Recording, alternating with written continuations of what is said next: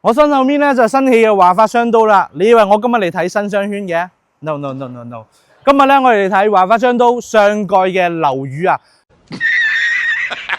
呢個號稱珠海交標王嘅樓宇，可以睇到咧入戶大堂已經非常之大氣啦。咁上面嘅交標究竟配唔配得上呢個名字咧？咁我哋就上去一探究竟啦。咁呢度咧就係小區嘅空中花園啦。咁樓數嘅話咧，只有2棟樓嘅。咁5樓同埋1樓咧都係接待室嚟嘅。呢個咧就係你小區嘅泳池啦，可以睇得出咧梵高嘅星空畫，可以想象下喺呢度游水，望住呢一個景觀，認真係舒服啊！咁成個空中花園其實可以睇到佢嘅綠化同埋佢嘅植被咧係做得比較用心嘅，同時咧配上呢一種流水，加埋呢一種睇起身非常之名貴嘅石材啊，其實佢嘅整體質感咧會拉得比較高。咁樓下面嘅話咧，都有一啲休息區嘅。咁其實呢啲咧，同佢嘅大堂比起身咧，都係交相輝映嘅。咁可以睇到啦，成個入戶大堂非常之靚啊！可以睇到成個空間，你嘅高度係好高啊！呢啲石材用料咧，都睇得比較高級嘅。咁佢嘅小區花園同埋園林都已經咁 fit 啦。咁我哋上去再睇下佢嘅示範單位啦。咁入到示範單位呢度咧，就2梯3伙嘅。咁有一點好咧，就係門冇直衝門啊。咁入門嘅話咧，首先交標好高嘅就係用咗華為嘅智能門鎖。咁呢一個鴻蒙系統嘅智能家居系統咧，一樣係有嘅。咁再過嚟咧就係廚房位啦，廚房位交標咧都好高噶。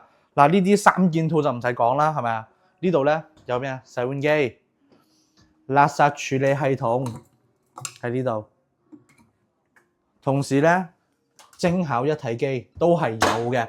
咁呢個位置咧就放咗乾洗一體機啦，但係咧呢個就唔係交標，只係講俾你知，你冇陽台晾衫，咁啊洗空一體都喺呢度啦。咁成個廚房嘅話咧，可以睇到啊，佢係分咗2邊嘅呢個水盤嘅，基本上咧都係用咗呢啲超大品牌。咁正式交流嘅時候咧，呢度咧仲會有一個躺門拉起身嘅。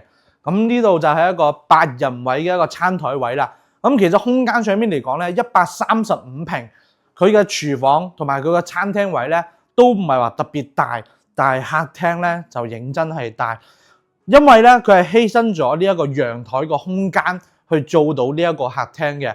但係咁樣嘅一個好處咧，就係你嘅採光、你嘅通透性同埋你嘅空間感咧，確實係會俾人一種非常之好嘅一個 feel。咁聽日睇完啦，咁呢度咧就134平咧做咗3房嘅。咁第一個就工位就冇乜好睇噶啦。咁其實房間咧就呢度一間房。呢邊係一間房，呢2間房空間咧都相對比較細少少啊。咁最後咧，我哋重點都係睇下主人房啦。主人房一入門嘅話咧，佢嘅呢個創意示範咧就係酒櫃，呢個咧就係俾啲 high 卡嘅人同埋有情調嘅人咧去做嘅。但係正常咧，我唔飲酒啊，我呢度就唔會擺呢個啦。咁入邊就工位，但係佢直衝門呢點咧，我覺得設計就唔係好好。但係最大嘅亮點咧，就係呢一個270度嘅超大飄窗啊！呢個採光、視野同埋空間感真係拉滿晒。我發現依家啲產品咧都中意做270度嘅大飄窗啊，所以嘅話咧，呢個主人房咧先係成間屋最大嘅一個亮點啊。咁當然啦，佢仲有一個最大嘅亮點咧，就係呢度嘅書包咧就係 top 級嘅書包，同時仲有一點咁就係因為一個樓盤樓下面咧就配咗一個華發商都。都可以睇出咧，成個樓宇嘅呢個交標同埋佢嘅定位咧係非常之高嘅。同時，成個項目咧有好多免費嘅項目咧係俾到業主去使用嘅。咁包括咧停車場嘅洗車場喎，你有見過邊個發展商會喺停車場整洗車場啊？咁從佢135平咧做3房就知道，佢嘅定位咧永遠都唔係剛需，而係真真正正嘅圈層嗰一班啊。